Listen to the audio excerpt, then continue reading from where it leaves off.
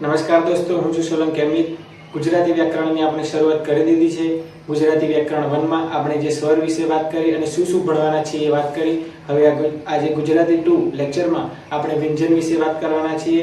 અને એ પહેલા જો તમે મારી વિડિયોને અથવા તો મારી ચેનલને હજુ સબસ્ક્રાઇબ ના કરી હોય તો સબસ્ક્રાઇબ કરી લો, જેથી હું જ્યારે મારા નવા વિડિયો મૂકું, જે આપણે વ્યાકરણમાં આગળ વધવાના છીએ એનો વિડિયો મૂકું, તરત તમને નોટિફિકેશન મળી જાય અને તમે આગળ તૈયારી કરી શકો। तो आज शुरुआत करिए गुजराती व्याकरण 2 व्यंजन। नमस्कार दोस्तों, આપણે વ્યાકરણની શરૂઆત કરી દીધી હતી। વ્યાકરણની શરૂઆત જ્યાંથી થઈ ત્યાંથી આપણે સ્વરની ધ્વનિ અને સ્વરથી શરૂઆત કરી હતી। એકવાર આપણે રિપીટ કરી લઈએ ફટાફટ અને જોઈ લઈએ કે આપણે શું ભણ્યા હતા, અને પછી આપણે આગળ વ્યાકરણ 2 આજે વ્યંજન વિશે શીખીશું। તો ફટાફટ એકવાર રિપીટ કરી લઈએ। તો જો આપણે ગુજરાતી વ્યાકરણમાં આ બધું ભણવાનું છે, છંદ અલંકારની સાથે આ બધું જ જે નાનું છે પણ જે 1-2 માર્ક્સમાં પૂછાય છે એ પણ આપણે ભણવાનું છે। પછી આપણે જોઈ ધ્વનિ। ધ્વનિ એટલે શું? અવાજ। ભાષાના નાનામાં નાના ઘટકને ધ્વનિ કહે છે। હવાની હાજરી જરૂરી છે ધ્વનિ માટે। લેરિંગ્સ એટલે જે આપણી લેરિંગ્સ એટલે સ્વર પેટી છે, એમાંથી ઝીણી ઝીણી રબરની પટ્ટીઓ આવેલી છે જે કંપાઈ અને ધ્વનિ ઉચ્ચારણ શક્ય બને છે। ધ્વનિ ઉચ્ચારણની જે પ્રક્રિયા શક્ય વ્યાકરણમાં એને શું કહેવાય? ઉચ્ચારણ શાસ્ત્ર અને ઉચ્ચારણનો વ્યાપાર કહે છે। આ તો તમને ખબર જ છે। ક plus a is equal to ક, જે ખોડો ક છે એને હલંત કહેવાય છે। પછી આપણે શરૂઆત કરી હતી સ્વર જે ઉચ્ચારણ કરવા બીજા કોઈ ધ્વનિની સહાય લેવી ન પડે તેવા ધ્વનિને સ્વર કહેવામાં આવે છે। સ્વરના ઉચ્ચારણમાં હવા અવરોધાયા વિના બહાર નીકળે છે। માન્ય સ્વર આપણે જોયા હતા, તમને 2-3 વાર રિપીટ કરીને કીધું હતું। અ, આ, ઈ, ઉ, એ, ઓ, જે માન્ય સ્વર છે। કુલ સ્વરોની વાત કરવામાં આવે તો ગુજરાતી ભાષામાં કુલ સ્વરો 11 છે। યાદ રાખજો, ઘણી બધી પરીક્ષામાં કુલ સ્વરો પૂછાય છે, 11 હોય છે। સાર્થ ચૂડની કોષ મુજબ 11 સ્વર છે। અને જે રૂ અને લૃ છે એ નાગરી વર્ણમાળાના સ્વરો છે। તો આપણા 11 સ્વરો કયા કયા છે એકવાર જોઈ લીધા। અ, આ, ઈ, ઉ, રૂ, એ, ઐ, ઓ અને ઔ। પછી હસ્વ સ્વર। હસ્વ એટલે નાનું, લઘુ, ટૂંકું, મૃદુ, કોમળ એવા સ્વરો કયા છે? તો અ, ઈ, નાનું, ઉ અને રૂ આના હસ્વ સ્વર છે। દીર્ઘ સ્વર કયા છે? તો આ, ઈ, ઉ, એ, ઐ, ઓ ને ઔ। દીર્ઘ સ્વર એટલે સંયુક્ત સ્વર, સંધિ સ્વર અને સાધિત સ્વર। સંધિ સ્વર એટલા માટે કહેવાય છે કે અ પ્લસ અ એટલે આ થાય છે। ઈ કઈ રીતે? નાની ઈ 2 વાર એટલે મોટી બને છે। એ રીતે જે આ બધા બનેલા છે, આ ઈ અ પ્લસ ઈ તો એ બને છે। એ રીતે સંધિ સ્વર છે આ બધા, એટલે સંધિ સ્વર કહેવામાં આવે છે। આપણે આગળ જોવાના છીએ। પણ આ દીર્ઘ સ્વર એટલે આ, ઈ એ તમને જે 7 દીર્ઘ સ્વર છે અને 4 હસ્વ સ્વર, ટોટલ આપણા કુલ સ્વર 11 છે, યાદ રાખજો। જે છે તમને ઘણા બધાને થતો છે। એ કઈ છે? તો અનુનાસિક નાકમાંથી ઉચ્ચારણ છે એ છે। અને જે વિસર્ગવાળો આવે છે અહ, તો એ હ જેવું ઉચ્ચારણ પડે પણ છે સ્વનું સ્વરૂપ। વિસર્ગ એટલે શ્વાસને વિશેષ રીતે છોડવામાં આવે। વિસર્ગ એકલા વ્યંજન કે એકલા સ્વર પછી ક્યારેય આવતો નથી। સ્વરોના ઉચ્ચારણના સ્થાનના પ્રમાણે આપણે જોઈ લીધું। અ, આ છે એ કંઠમાંથી એટલે કંઠ્ય સ્વર।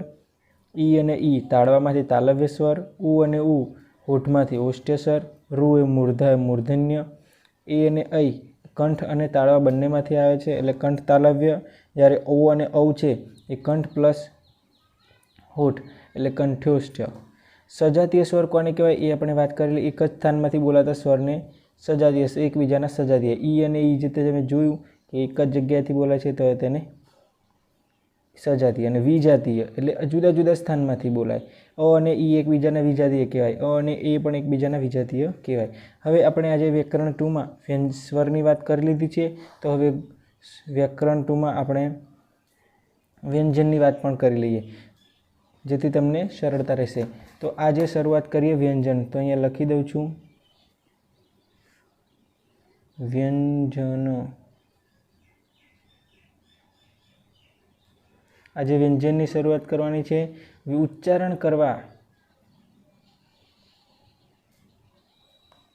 ઉચ્ચારણ કરવા માટે સ્વર આપણે બીજા કોઈ સ્વરની સહાય લેવી પડે। સ્વરની સહાય લેવી પડે। સ્વરની સહાય લેવી પડે ઉચ્ચારણ કરવા। તો તેવા ધ્વનિને શું કહેવામાં આવે છે? વ્યંજન. યાદ રાખજો, સ્વર ઉચ્ચારણ કરવા સ્વરની સહાય લેવી પડે તેવા ધ્વનિને વ્યંજન કહેવામાં આવે છે. વ્યંજનના બે પ્રકાર છે, 1 અને 2. વ્યંજનના બે પ્રકાર છે, વર્ગીય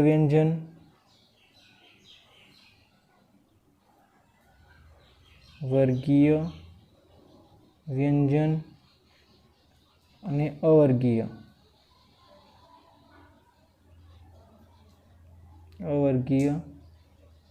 વ્યંજન. તો મિત્રો, વર્ગીય વ્યંજન એટલે સ્પર્શ વ્યંજન. લખી દેજો સાઈડમાં. સ્પર્શ વ્યંજન એટલે સ્પર્શ થતો હોય, અને જે અવર્ગીય છે એ અસ્પર્શીય વ્યંજન.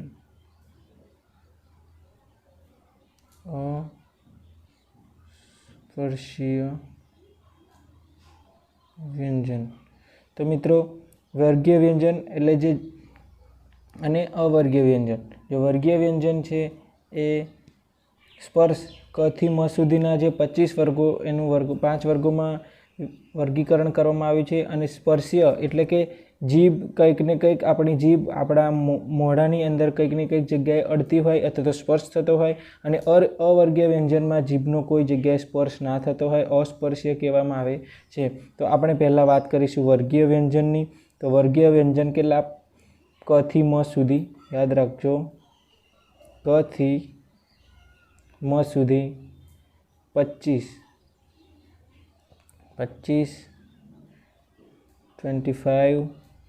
25 છે. એનું 5 વર્ગો છે. કેટલા વર્ગો છે?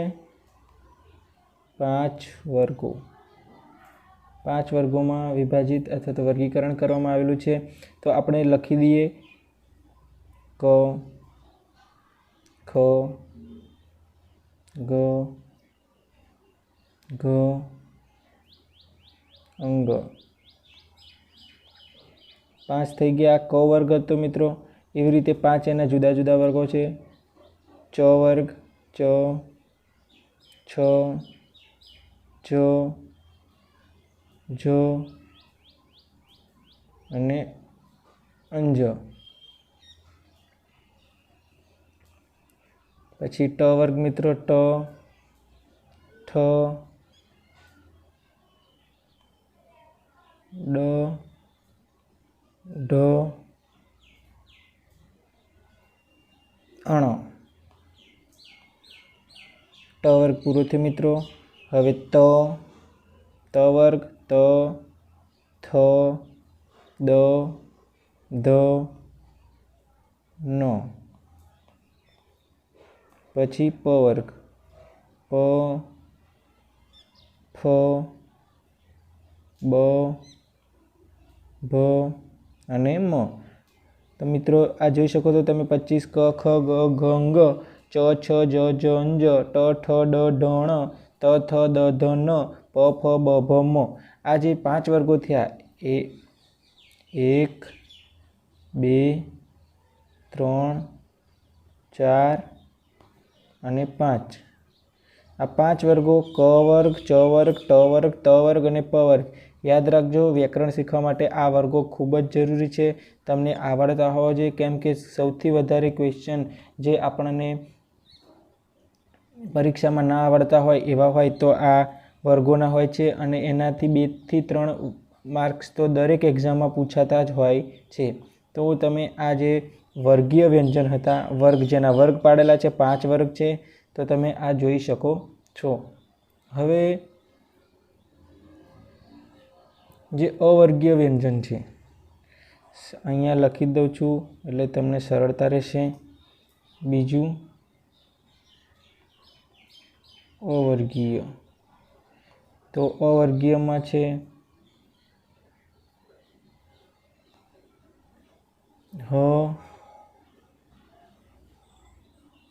ય, શ, ર, શ, અડ,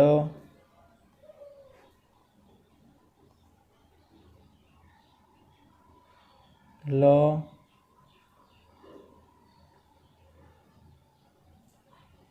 સ અને વ। તો મિત્રો આ મેં અલગ એ રીતે લખ્યા છે કે હું તમને પછી સમજાવું કે આ શું કહેવા માગે છે।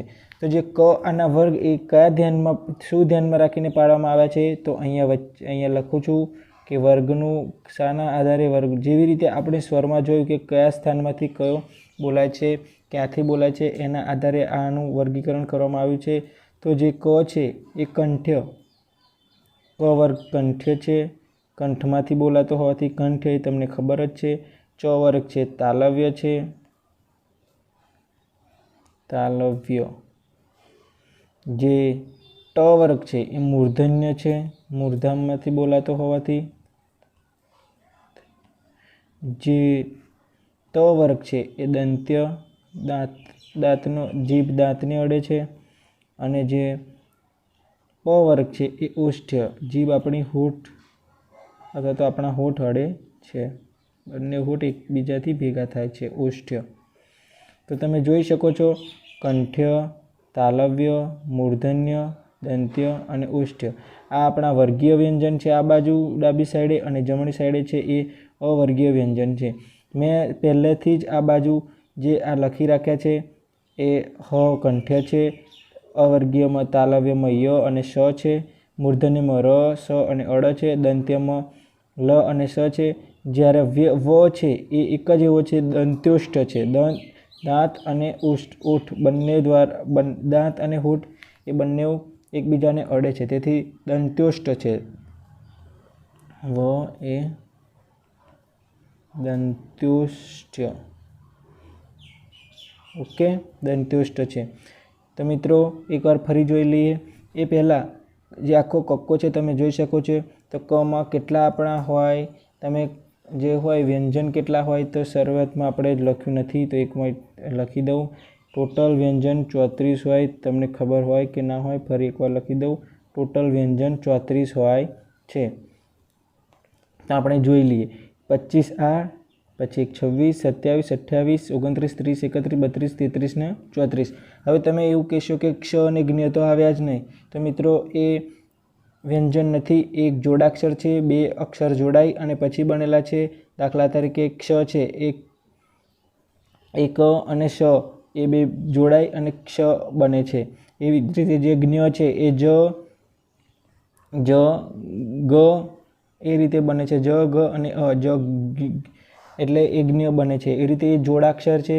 તો આપણા જે વ્યંજન છે આટલા જ છે, ક ખ ગ અંગ, ચ છ જન જ, ટ ઠ ડ ઢણ, ત થ દ ધ ન, પ ફ બ ભ મ, હ ય સ, હ ય ર લ વ, સ સ સ અને અડ, બસ આટલા જ જે આપણા વ્યંજન છે।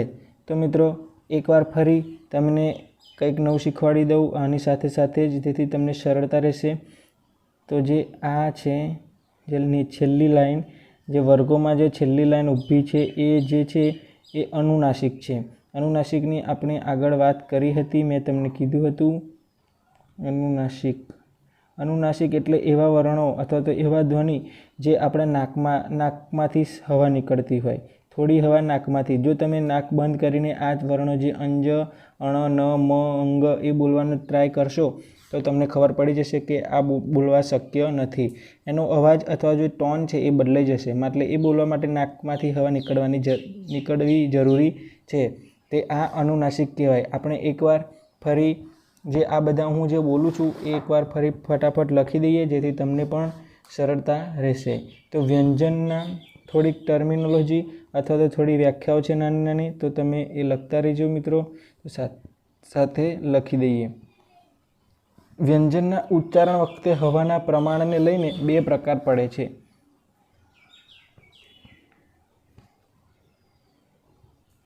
વ્યંજનના ઉચ્ચારણ વખતે હવાના પ્રમાણને લઈને બે પ્રકાર પડે છે। જે આપણે બોલીએ છીએ ત્યારે હવાના પ્રમાણને લીધે બે પ્રકાર પડે છે। તો એનો એક અને બે। તો તમે આ રીતે સાથે સાથે લખતા રહેજો. તો અલ્પપ્રાણ વ્યંજન, એક છે અલ્પ પ્રાણ અને બીજું છે મહાપ્રાણ. જ્યારે હવાની જરૂર વધારે પડે ત્યારે મહાપ્રાણ અને હવાની જરૂર હાજરી ઓછી જ હોય તો પણ બોલાય એવો અલ્પપ્રાણ. તો એવા આપણે વર્ણો છે એ લખી દઈએ, અલ્પપ્રાણ અને મહાપ્રાણ. તો તમને સરળતા રહેશે. ક, ચ, ટ, ત, પ, ગ, જ, ડ, દ, બ, અંગ, અંજ, ણ, ન, મ, ય, ર, ડ અને લ.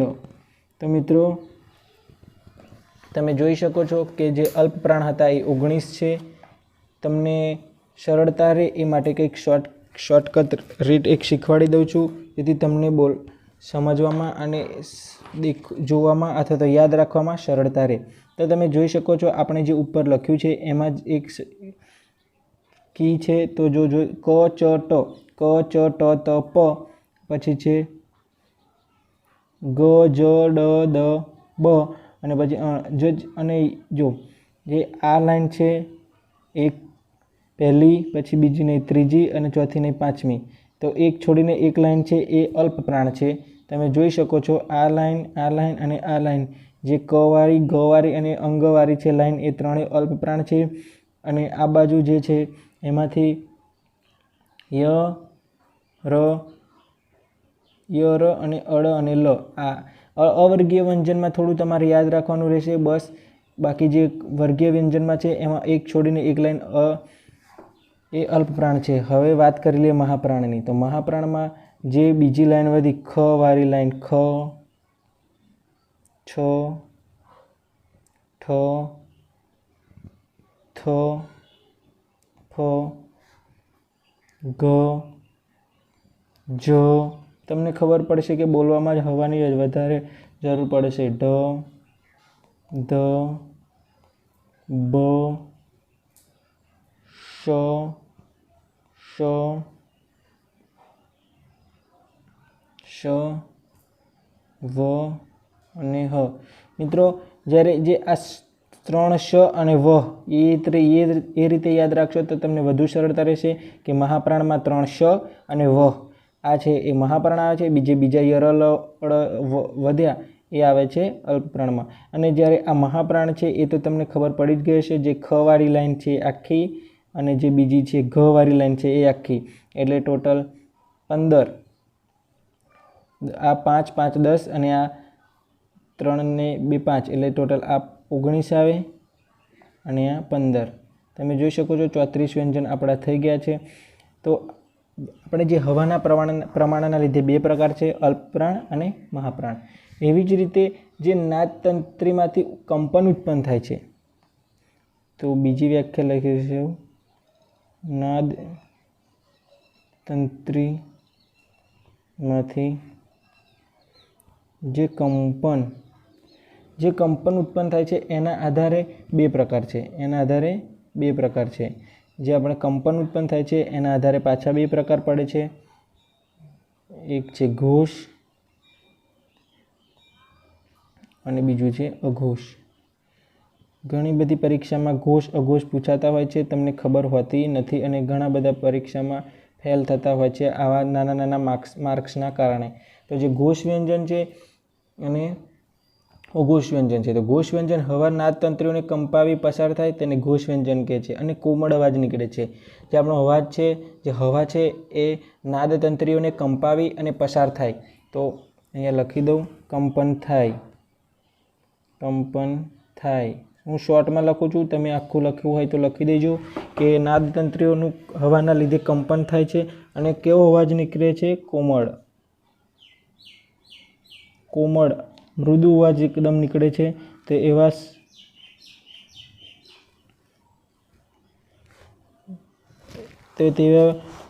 ધ્વનિને ઘોષ વ્યંજન કહે છે. અને અઘોષ વ્યંજનમાં કેવું, તો જે હવાના તંત્રીઓને કંપાવે નહીં, તો કંપન થાય નહીં અને કઠોર અવાજ નીકળે. કંપન ના થાય એટલે ડાયરેક્ટ જે કઠોર અવાજ નીકળે, કોમળ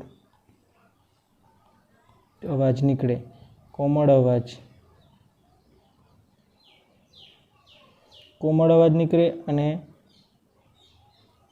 કઠોર અવાજ અઘોષમાં નીકળે. તો આપણે એવા જે વ્યંજન છે એની વાત કરી લઈએ, તો આપણે તમને સરળતા રહે એ માટે ફટાફટ એક પાછું શીખવાડી દઉં, કે જે પહેલાં લખી દઈએ પછી તમને સરળતાનું જે કી છે એ શીખવાડી દઉં.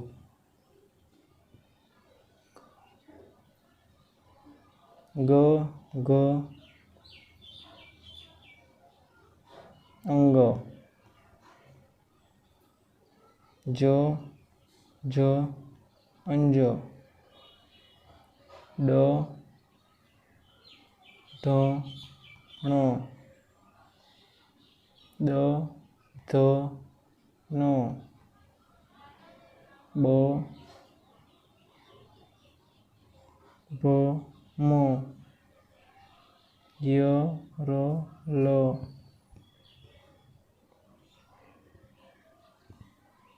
વ હળ.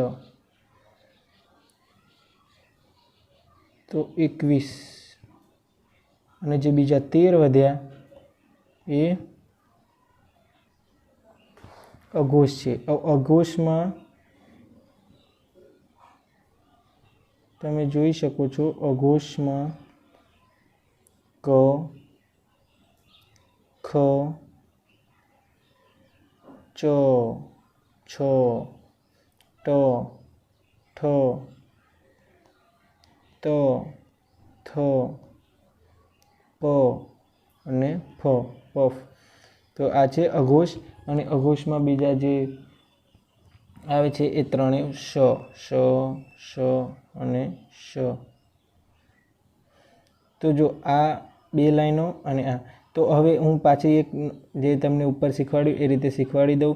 તો જે આ પહેલી બે લાઈન છે, ક અને ખ વાળી ઊભી લાઈન, એ બંને છે અઘોષ આવે છે પહેલાં, અને જે 3 લાઈન છે એ છે ઘોષ વ્યંજન.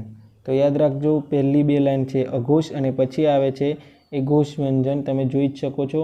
અને જે પાછળ 3 સ આવે છે એ અઘોષ છે, અને ઘોષ છે એ ય, લ, વ, હ, અળે. અને જે બીજા સ્વર છે, બધા જ સ્વર યાદ રાખજો, બધા જ સ્વર ઘોષ વ્યંજનમાં આવે છે. ઠીક છે મિત્રો. તો હવે આ એક આપણે પૂરું કર્યું ઘોષ વ્યંજન અને અઘોષ વ્યંજન. હવે વાત કરી લઈએ આપણે અર્ધવ્યંજન શું છે. અર્ધવ્યંજન સ્વર સાથે ભળ્યા વગર જ વ્યંજનને અર્ધવ્યંજન કહે છે, અથવા તો ખોડો વ્યંજન અથવા તો હલંત. આપણે વાત કરેલી જ છે, સ્વર સાથે ના હોય. સ્વર આખો લખતો નથી મિત્રો, તમે લખી દેજો, સ્વર સાથે ભળ્યા વિનાનો હોય એને શું કહેવાય? તો હલંત. મેં ઉપર આપણે વાત કરી જ હતી, હલંત કહેવાય અથવા તો ખોડો વ્યંજન કહેવાય. આપણે જે આ રીતે લખીએ છીએ તો અર્થાત, તો જે આ ત લખ્યો એ આપણો અર્ધવ્યંજન છે. વિધિવત,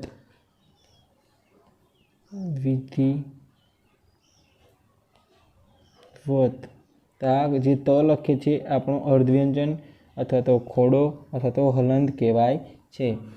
હવે આ અર્ધવ્યંજનની વાત કરી, હવે આપણે કરીશું અર્ધસ્વર.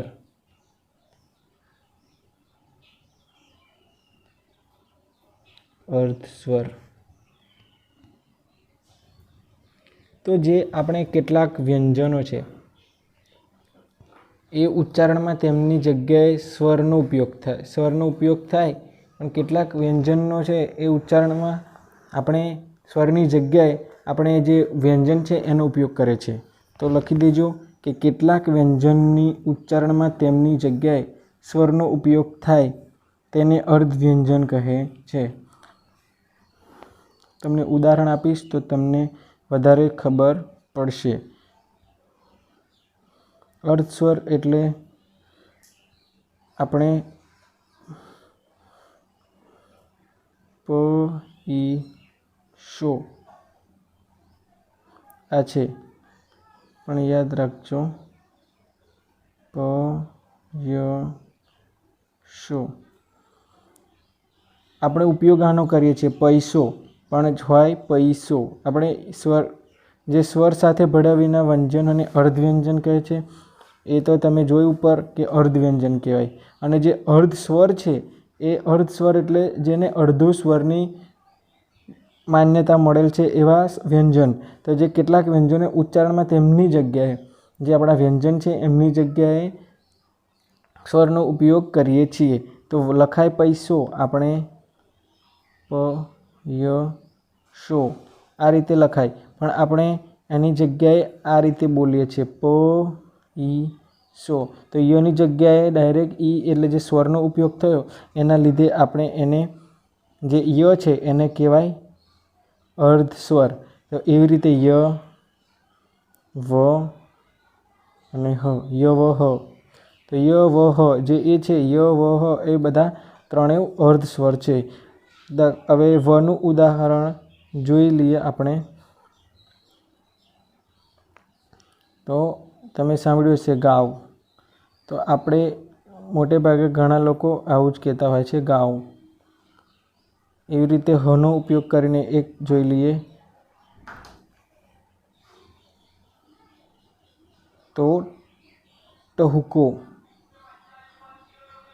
ટ, હું, કો, પણ હની જગ્યાએ ટવકો, ટવકો એ રીતે બોલાતું હોય છે.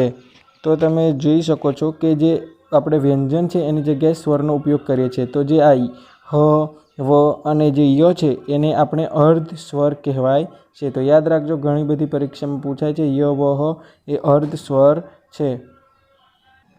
અને મિત્રો જે સાર્થ જોડણી કોષ છે એમાં રને પણ અર્ધ સ્વર ગણવામાં આવે છે.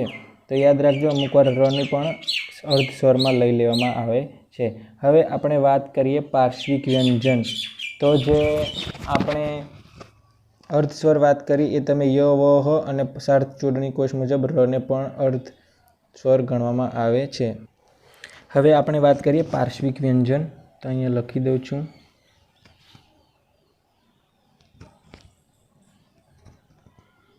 પાર્શ્વિક વ્યંજન આ પણ ઘણી બધી વાર પરીક્ષામાં પૂછાય છે. પાર્શ્વિક વ્યંજન એટલે શું? તો જીભની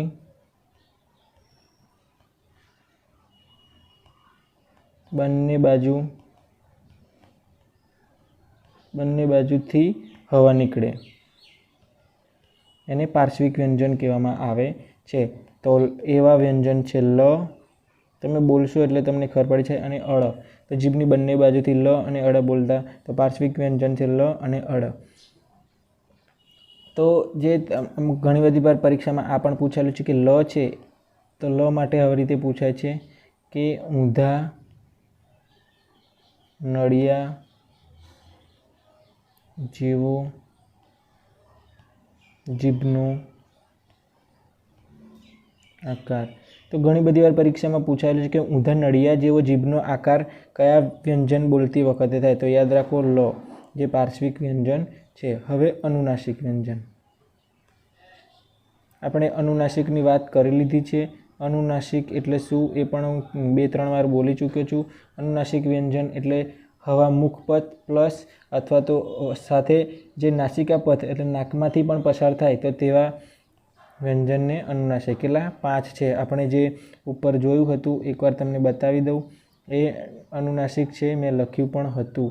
આ જે છે અંગ, અંજ, અણ, ન અને મ એ છે અનુનાસિક. અહીંયા પણ મેં લખેલું છે. તો એ 5 જે છે એ અનુનાસિક વ્યંજન છે. તો એકવાર લખી દઉં અંજ, અંજ, મ. તો જે આ હતા એ અનુનાસિક, અને જે હવે એના સિવાયના રહ્યા જે આપણે જે મોઢા મુખપથમાંથી જ નીકળતું હોય ધ્વનિ, તો એને કહેવાય નિરનુનાસિક. નિરનુનાસિક. તો એવા કેટલા છે? 29. તમે જોઈ શકો છો જે 34 વ્યંજનમાંથી આ 5 નીકળી જાય એટલે જે વધ્યા એ બધા નિરનુનાસિક કહેવાય છે. એ કંઈ આપણે લખવાની જરૂર રહેતી નથી. નિરનુનાસિક 29 છે. હવે બીજા છે પ્રકંપી વ્યંજન. પ્રકંપી વ્યંજન. પ્રકંપી વ્યંજન તો જીભમાં કંપન ઉત્પન્ન થાય. જીભમાં કંપન ઉત્પન્ન થાય તો એવો કયો છે વ્યંજન? ર. આપણે ર બોલીએ તો આમ જીભમાં જે કંપન ઉત્પન્ન થાય છે તો એને કહેવાય પ્રકંપી વ્યંજન. એક જ છે. હવે બીજો છે મર્મર વ્યંજન. મર્મર વ્યંજન કયો છે મિત્રો? તો નાદતંત્રીમાંથી ઝીણા કંપન અથવા તો ઝીણા કંપન ઉત્પન્ન થાય.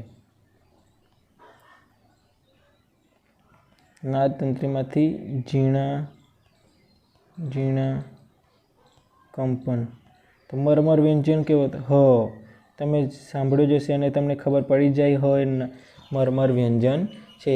તો મિત્રો અહીંયા આટલું રાખીએ છીએ. તો તમે સરળતા રહેશે યાદ રાખવામાં. તો ફટાફટ એકવાર રિપીટ કરી લઈએ આપણે જે જોયું એ, તો તમને પણ સરળતા રહેશે. તો વ્યંજન એટલે શું? તો વ્યંજનમાં તમે જોઈ શકો છો કે ઉચ્ચારણ કરવા માટે સ્વરની સહાય લેવી પડે તેવા વ્યંજનને કહેવાય. કેટલા છે? 34 વ્યંજન છે.